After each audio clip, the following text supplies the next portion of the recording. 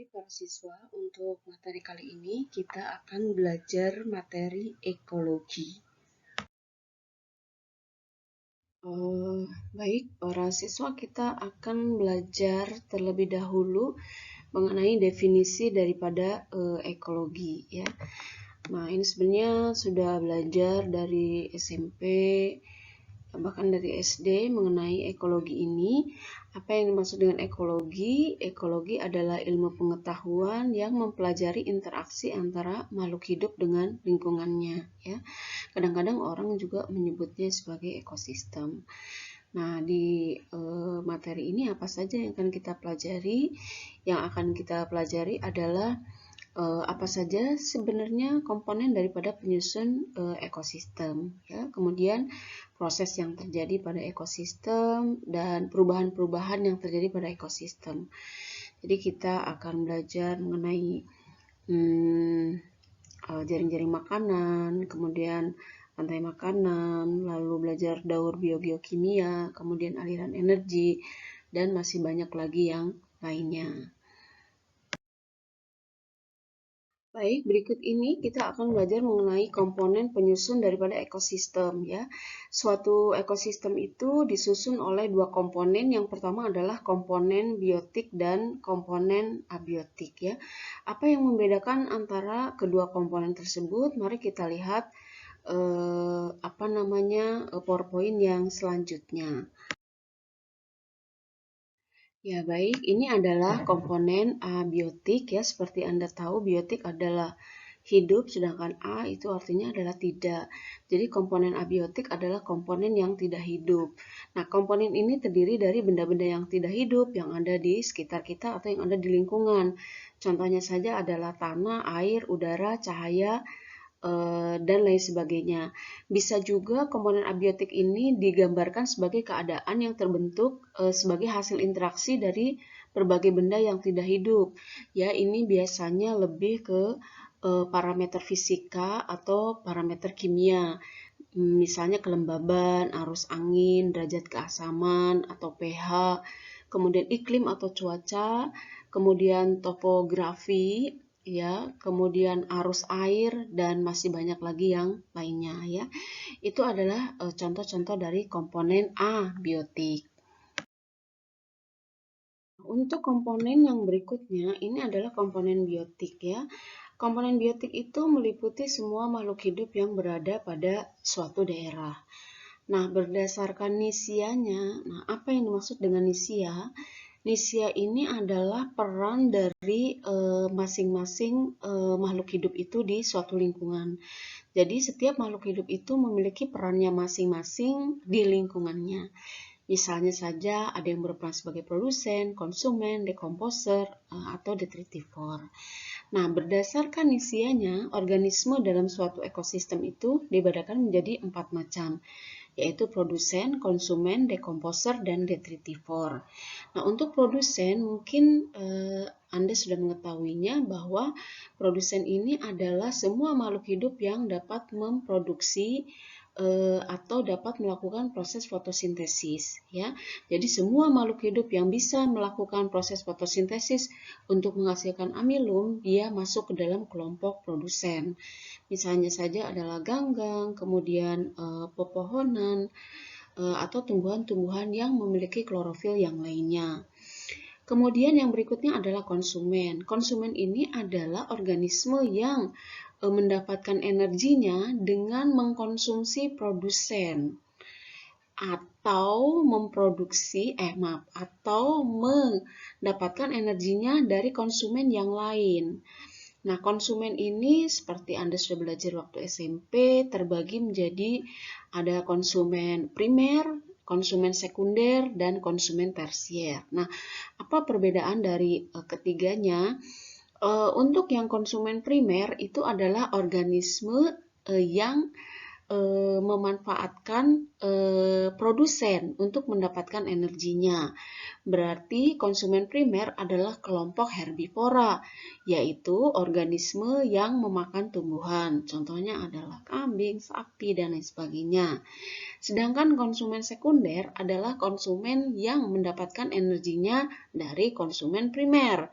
Nah, kalau ini dia tidak sebagai herbivora. Nah, berarti konsumen primer dan konsumen sekunder dan konsumen tersier ini dia pasti adalah karnivora ya, atau organisme yang mendapatkan energinya dari mengkonsumsi organisme yang lain ya, bukan produsen tapinya ya. Nah, sekarang ada yang disebut decomposer. Apa yang disebut dengan decomposer? Decomposer ini adalah organisme yang memiliki tugas untuk menguraikan sisa-sisa makhluk hidup. Jadi kalau misalnya ada makhluk hidup yang mati, maka decomposer ini akan melakukan proses penguraian. Nah, contoh organisme yang termasuk ke dalam decomposer misalnya saja adalah jamur, kemudian bakteri atau organisme-organisme yang lainnya. Nah, kemudian yang berikutnya adalah detritivore.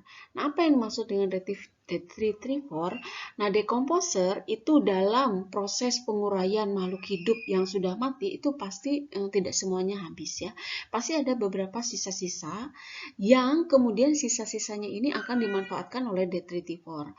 Nah, sisa-sisa dari hasil penguraian decomposer itu disebut detritus. Nah, detritus ini yang mengkonsumsinya adalah detritivore. Jadi bisa dikatakan bahwa detritivore ini adalah organisme yang mengkonsumsi detritus ya. Jadi ini adalah peran dari organisme yang ada di lingkungan. Baiklah, yang berikutnya ini adalah setiap organisme yang ada di alam itu bisa melakukan proses interaksi antara satu dengan lainnya. Nah, proses interaksi antara komponen ekosistem ini bisa dibedakan menjadi 3 macam. Nah, interaksi yang pertama adalah interaksi antar individu dalam satu populasi yang sama. Jadi, populasi adalah sekumpulan organisme yang sama yang tinggal di satu tempat. Nah, setiap populasi yang sama itu mereka bisa melakukan interaksi, di mana interaksinya ini bentuknya bisa kerjasama. Contohnya saja misalnya ketika mereka bekerja sama untuk menangkap mangsa, misalnya sekelompok singa atau harimau atau hiena yang bersama-sama berinteraksi untuk mendapatkan mangsa. Atau bisa saja interaksi yang terjadi dalam satu populasi yang sama itu berupa kompetisi atau persaingan. Nah, kompetisi atau persaingan yang terjadi di antara sesama populasi ini biasanya misalnya kompetisi untuk memperebutkan tempat hidup, kompetisi untuk memperebutkan makanan karena mereka pasti memiliki jenis makanan yang sama, atau misalnya mereka melakukan persaingan atau kompetisi untuk mendapatkan pasangan. Nah, itu adalah interaksi yang terjadi di antara individu. Yang kedua, ini adalah interaksi antara populasi yang berbeda. Nah, setiap organisme juga bisa melakukan interaksi dengan populasi yang lain. Nah, bentuk interaksi antara populasi ini bisa predasi, kompetisi, dan simbiosis. Nah, predasi ini adalah proses memakan mangsa, ya biasanya dilakukan oleh hewan-hewan yang karnivora ya. Nah, di sini contohnya adalah singa yang sedang berburu zebra ya, karena zebra adalah makan singa. Atau contoh lainnya misalnya adalah burung elang mendapatkan ikan.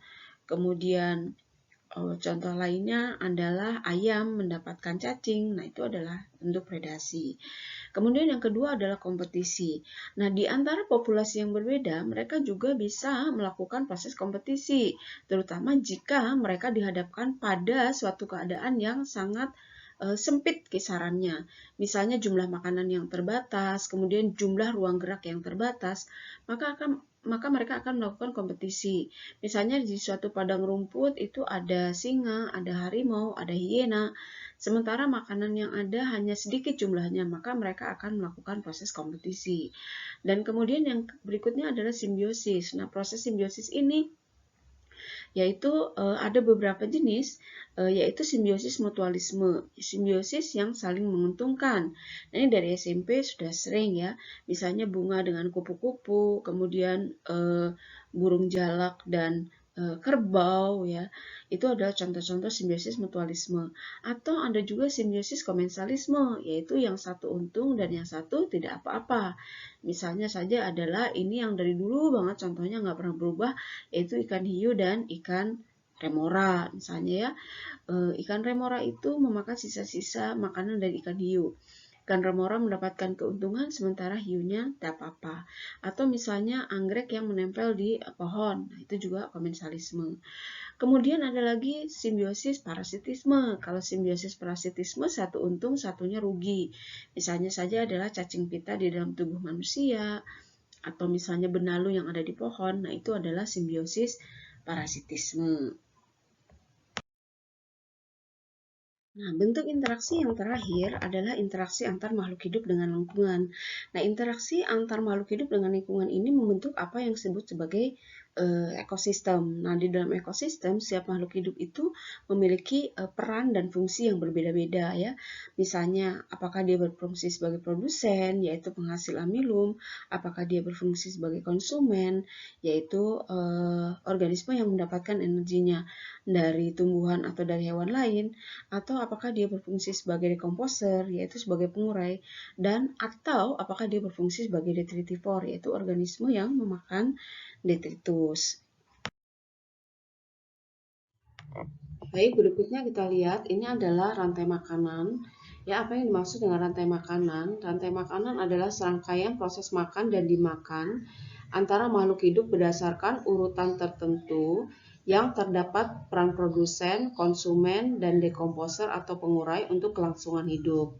Nah, di sini ada gambar contoh daripada rantai makanan. Di sini kita lihat adalah rumput. Rumput mendapatkan energinya dari matahari, kemudian rumput akan mengubah energi matahari ini menjadi energi kimia, ya, misalnya saja amilum.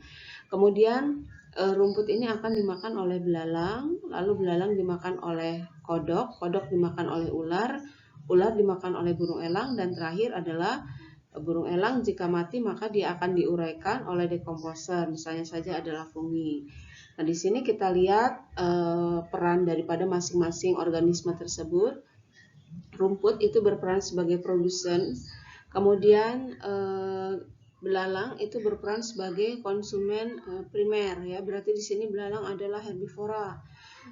Kemudian kodok berperan sebagai konsumen sekunder, lalu ular berperan sebagai konsumen tersier, dan sebagai konsumen yang paling tinggi tingkatannya di sini adalah burung elang. Dan yang terakhir adalah dekomposer. Baik, yang berikutnya kita lihat di sini adalah macam-macam rantai makanan. Yang pertama adalah rantai makanan perumput. Rantai makanan perumput adalah rantai makanan yang bagian depannya itu adalah tumbuhan hijau, bisa rumput, bisa alga, bisa lumut, bisa paku, atau yang lainnya. Nah, bisa kita lihat di sini contohnya adalah rumput dimakan belalang, belalang dimakan burung, lalu burung dimakan ular. Ya, kemudian yang kedua adalah rantai makanan detritus, ya. Jadi detritus itu adalah serpihan daun atau sampah yang hasil dari penguraian oleh dekomposer, itu namanya detritus. Nah, serpihan daun atau sampah itu bisa dikonsumsi oleh cacing tanah, lipan, kelabang, ya, sebagai detritivor. Kemudian di sini contohnya serpihan daun dimakan cacing tanah dimakan ayam, dan ayam dimakan manusia. Jadi posisi yang paling depannya adalah detritus. Kemudian yang ketiga, ini adalah rantai makanan parasit. Rantai makanan parasit adalah rantai makanan yang paling depannya itu adalah parasit. Misalnya saja adalah kutu dimakan oleh burung jalak dimakan oleh elang. Ya, dan kutunya ini hidupnya di kerbau, ya. Jadi rantai makanan parasit adalah rantai makanan yang paling depannya itu adalah parasit. Kemudian yang keempat itu adalah rantai makanan saprofit, yaitu rantai makanan yang di bagian depannya adalah jamur, yaitu Misalnya di sini contohnya kayu lapuk yang diolah oleh jamur, kemudian jamur dimakan ayam dan ayam dimakan rubah ya. Nah, itu adalah 4 macam rantai makanan.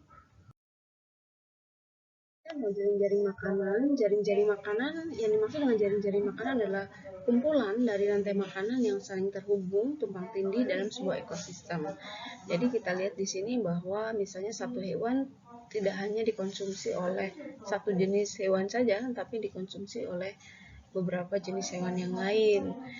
Begitu juga dengan padi atau produsen ya.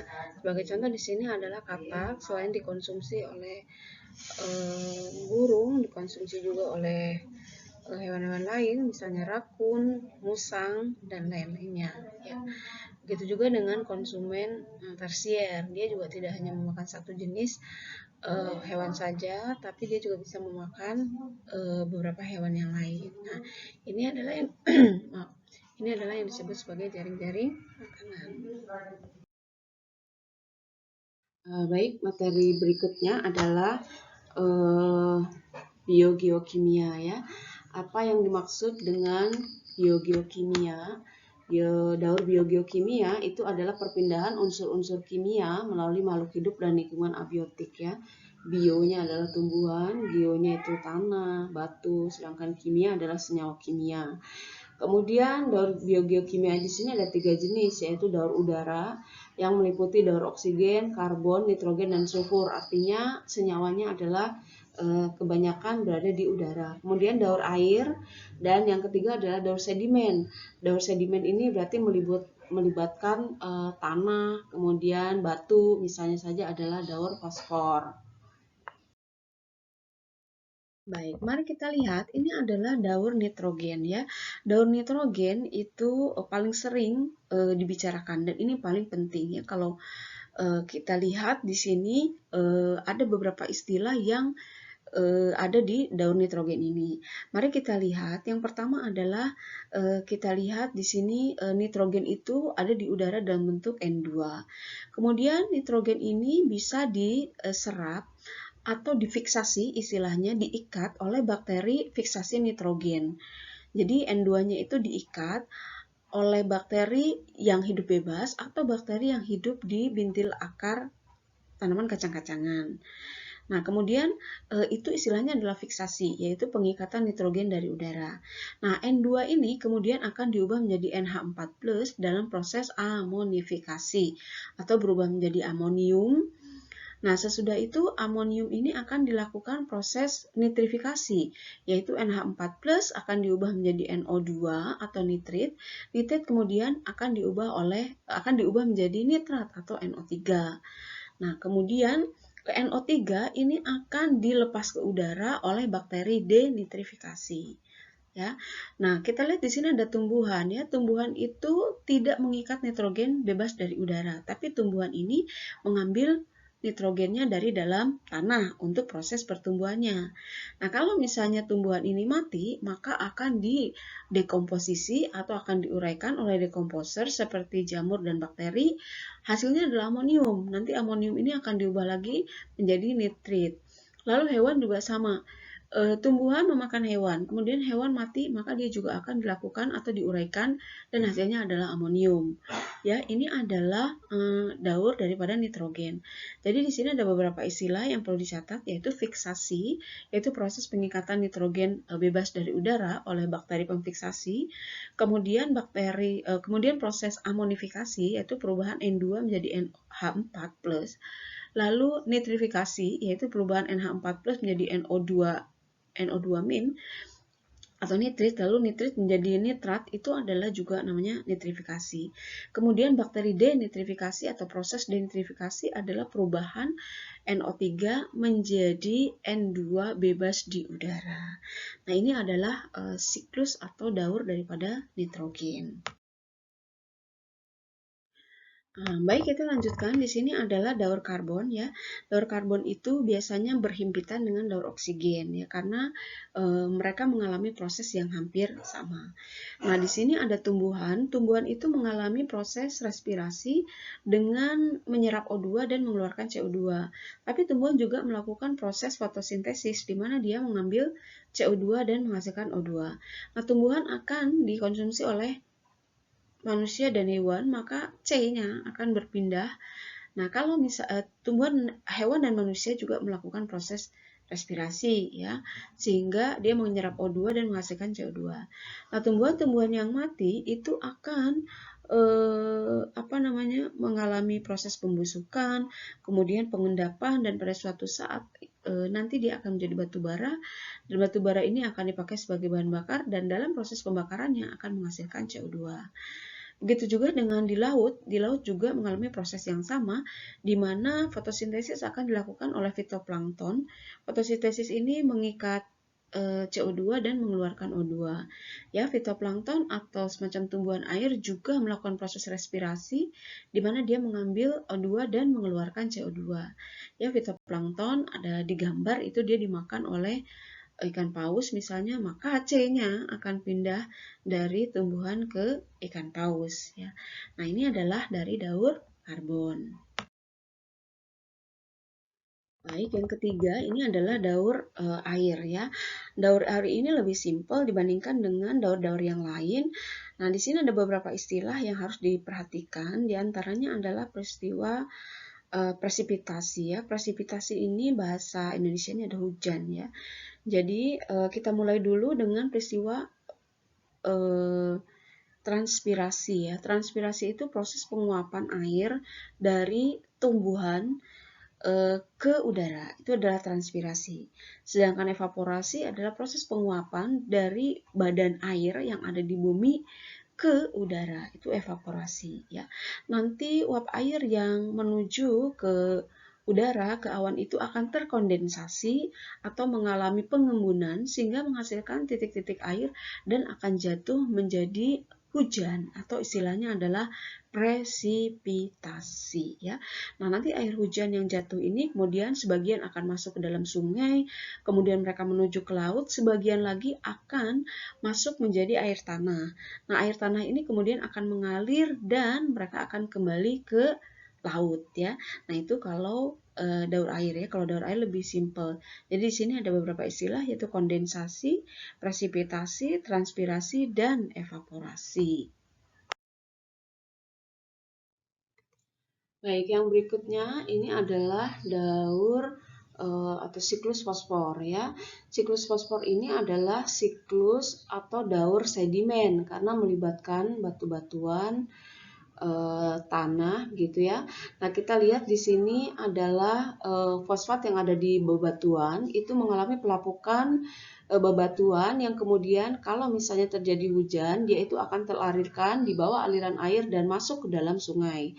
Di dalam sungai, fosfat itu akan larut dalam air dan akan terjadi penyerapan fosfat oleh bebatuan. Kemudian bebatuan ini karena sesuatu hal nanti terangkat lagi ke permukaan, nah sehingga siklusnya kembali seperti semula. Nah, fosfat dalam batuan juga bisa masuk ke dalam tanah dalam bentuk fosfat anorganik. Nah, fosfat anorganik ini akan diserap oleh tumbuhan untuk membentuk fosfat organik. Nah, tumbuhan dimakan oleh hewan, maka fosfat organiknya berpindah ke dalam tubuh hewan. Jika tumbuhan dan hewan mati, maka dia akan diuraikan oleh dekomposer menjadi detritus. Nah, detritus ini ada yang mengkonsumsi yaitu detritivor yang ada di dalam tanah. Dan hasil dari penguraiannya juga nanti akan berubah menjadi fosfat, dikembalikan menjadi fosfat anorganik ke dalam tanah ya. Nah, itu adalah siklus fosfor. Baik, yang ketiga ini adalah daur air ya. Daur air ini lebih simpel dibandingkan dengan daur-daur yang lain. Nah, di sini ada beberapa istilah yang harus diperhatikan. Di antaranya adalah peristiwa presipitasi ya. Presipitasi ini bahasa Indonesianya ada hujan ya. Jadi kita mulai dulu dengan peristiwa transpirasi ya. Transpirasi itu proses penguapan air dari tumbuhan ke udara, itu adalah transpirasi. Sedangkan evaporasi adalah proses penguapan dari badan air yang ada di bumi ke udara, itu evaporasi ya. Nanti uap air yang menuju ke udara, ke awan itu akan terkondensasi atau mengalami pengembunan sehingga menghasilkan titik-titik air dan akan jatuh menjadi hujan atau istilahnya adalah presipitasi ya. Nah, nanti air hujan yang jatuh ini kemudian sebagian akan masuk ke dalam sungai, kemudian mereka menuju ke laut, sebagian lagi akan masuk menjadi air tanah. Nah, air tanah ini kemudian akan mengalir dan mereka akan kembali ke laut ya. Nah, itu kalau daur air ya. Kalau daur air lebih simpel. Jadi di sini ada beberapa istilah yaitu kondensasi, presipitasi, transpirasi, dan evaporasi. Kita lihat yang berikutnya ini adalah daur sulfur ya. Bisa kita lihat di sini adalah sumber daripada sulfur yang ada di atmosfer itu bisa terdiri dari erupsi gunung berapi. Ini adalah sebagai sumber daripada sulfur yang alami, kemudian dari aktivitas industri ya. Jadi bahan bakar fosil itu bisa menghasilkan juga sulfur di atmosfer. Sulfur di atmosfer ini kemudian bisa bereaksi dengan air ya, SO2, SO4, H2S itu bereaksi dengan air dan akan memunculkan atau jatuh ke permukaan bumi sebagai hujan asam. Nah, tumbuhan itu akan mengikat sulfur dalam bentuk SO4. Kemudian sesudah itu tumbuhan dikonsumsi oleh hewan. Ya, hewan dan tumbuhan yang mati akan dikonsumsi atau akan diuraikan oleh bakteri dan juga akan menghasilkan sulfur ya. Kalau prosesnya berlangsung secara anaerob maka akan menghasilkan H2S ya. Nah, itu adalah daur sulfur. Nah, ini cukup mudah ya. Untuk materi yang berikutnya kita lihat ini adalah tipe-tipe daripada ekosistem ya. Ekosistem yang pertama adalah ekosistem air tawar. Nah, ciri dari ekosistem ini biasanya ada di daratan karena jumlah daripada kandungan mineralnya sedikit ya, sehingga airnya menjadi tawar. Bisa danau, bisa sungai, bisa rawa. Dan ada dua macam ekosistem air tawar, yaitu ekosistem air tawar lentik dan ekosistem air tawar lotik ya. Nah, ekosistem air tawar lentik yaitu ekosistem di mana airnya itu cenderung tidak berarus. Jadi airnya itu cenderung diam. Misalnya saja adalah danau, kemudian kolam ya yang airnya itu cenderung tidak berarus. Kemudian yang berikutnya adalah ekosistem air tawar lontik ya. Ekosistem air tawar lontik itu atau lotik itu adalah ekosistem di mana airnya itu memiliki arus, misalnya saja adalah sungai. Nah, bagaimana dengan ekosistem yang ada di laut? Nah, di laut ini yaitu memiliki beberapa zona, yaitu misalnya saja ada zona litoral, yaitu daerah tepi laut, kemudian zona laut dangkal, dan yang terakhir adalah zona pelagik ya. Kita bisa lihat gambarnya di sini. Zona litoral itu biasanya di pinggir pantai, di tepi laut, kemudian laut dangkal artinya adalah sinar matahari masih bisa masuk, dan yang terakhir ada zona pelagik di mana zona yang sulit sekali sinar matahari bisa masuk. Baik, yang pertama kita lihat dulu adalah zona litoral. Zona litoral itu biasanya adalah adanya di tepi pantai atau di tepi laut, biasanya untuk hidup beberapa organisme atau hewan yang kecil, misalnya ikan, udang, kepiting, dan beberapa daerah atau beberapa tempat bisa dikelilingi oleh hutan bakau ya. Anda bisa lihat gambarnya di sini. Ini adalah contoh zona litoral yang ada di pinggir pantai. Kemudian yang berikutnya ini adalah zona laut dangkal ya. Di zona laut dangkal ini sinar matahari masih bisa masuk, misalnya saja di ekosistem terumbu karang. Nah, kita udah belajar kemarin bahwa terumbu karang ini terdiri dari beberapa filum ya, ada Coelenterata, ada Porifera ya. Nah, kemudian dia biasanya bisa dipakai sebagai tempat ikan bersembunyi, tempat ikan untuk bertelur. Hanya zona laut dangkal ini mudah sekali untuk rusak oleh polusi, oleh pencemaran, dan lain sebagainya. Terakhir adalah zona pelagik, yaitu zona di mana laut yang terbuka. Nah, di zona ini terdiri ada dua wilayah, yaitu zona fotik dan zona afotik ya. Zona fotik itu adalah zona di mana sinar matahari bisa masuk. Ya, Anda bisa lihat di sini gambarnya. Zona fotik ini adalah sinar matahari mungkin masih bisa masuk ya. Tetapi kalau zona afotik adalah zona di mana air atau sinar matahari nggak bisa masuk, sehingga hewan-hewan yang hidup di dalamnya itu adalah hewan-hewan yang kelompok karnivora ya, karena di zona apotik sinar matahari tidak bisa masuk sehingga yang hidup tumbuhan tidak bisa hidup, sehingga hewan-hewan yang hidup di sana adalah hewan-hewan yang mengandalkan makanannya kepada organisme lain selain daripada produsen. Sekarang kita lihat ekosistem yang ada di darat ya. Ekosistem yang ada di darat ini variasinya cukup banyak dibandingkan dengan ekosistem yang ada di laut. Nah, ekosistemnya ini tergantung kepada banyak hal, misalnya topografi, cuaca, iklim, dan lain sebagainya ya. Nah, di sini kita bisa lihat ada beberapa warna di seluruh permukaan bumi ini, di mana setiap warna itu menunjukkan ekosistem-ekosistem tertentu ya. Nah, ekosistem-ekosistem ini dipengaruhi oleh posisinya dia di bumi itu di sebelah mana ya. Mungkin kalau misalnya di daerah tengah di Khatulistiwa seperti Indonesia mungkin lebih banyak ekosistem hutan hujan tropis misalnya. Kalau misalnya di daerah yang mataharinya cukup panas misalnya ekosistem gurun dan lain sebagainya. Ya, kita akan membahasnya satu persatu ya. Nah, ini adalah hutan hujan tropis. Hutan hujan tropis itu kecenderungannya Anda bisa lihat di peta sini, yaitu di daerah yang dilewati Khatulistiwa ya. Misalnya Amazon, Indonesia, dan beberapa daerah di Amerika ini ya. Nah, umumnya terletak di daerah Khatulistiwa dan mereka memiliki keanekaragaman yang sangat tinggi. Mengapa? Karena mereka memiliki curah hujan yang tinggi sekitar 200 sampai 450 cm per tahun karena ada di daerah Khatulistiwa, sehingga mereka mendapatkan sinar matahari sepanjang tahun, sehingga ekosistemnya menjadi sangat-sangat beraneka ragam.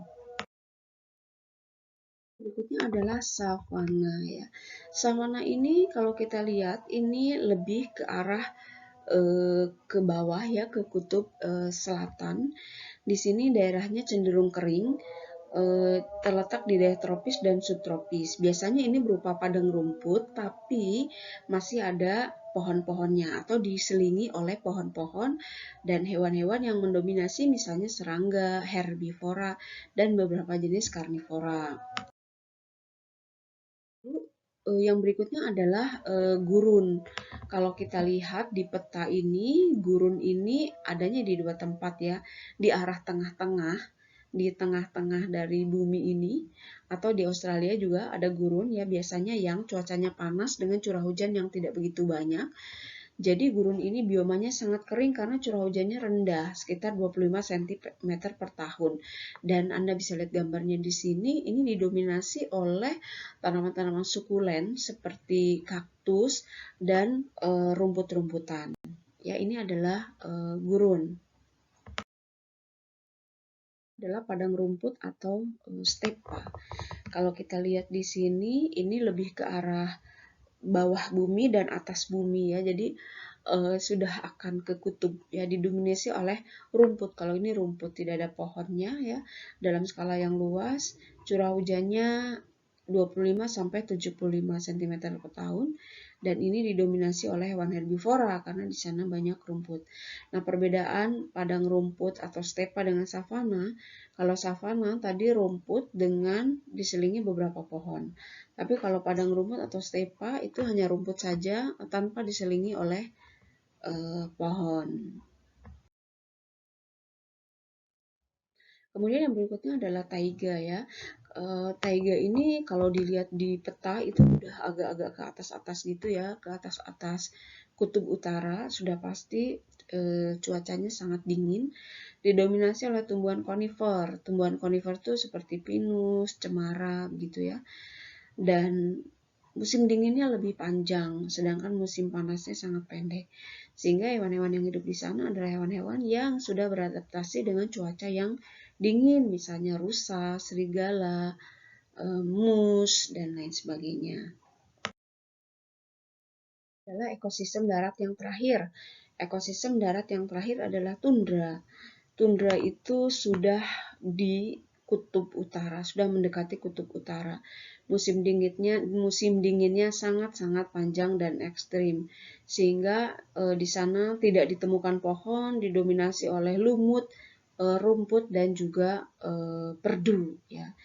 Jadi ya gambarnya cantik sekali seperti ini ya. Baik, itu adalah akhir dari materi ini ya. Jadi ada beberapa pertanyaan yang saya berikan di mana nanti Anda harus mengerjakan sebagai nilai tugas. Jawabannya bisa ditemukan dari video ini. Baik, terima kasih. Demikian adalah materi dari KD Ekologi.